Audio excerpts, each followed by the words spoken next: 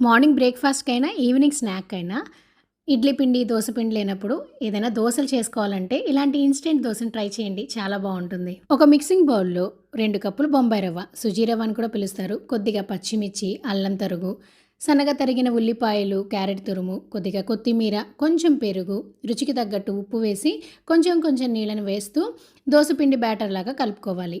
ఇలా కలుపుకున్న మిశ్రమాన్ని ఒక 10-15 నిమిషాలు నానబెట్టాలి. ఇది నానేలోపు మీకొక చిలిపి ప్రశ్న.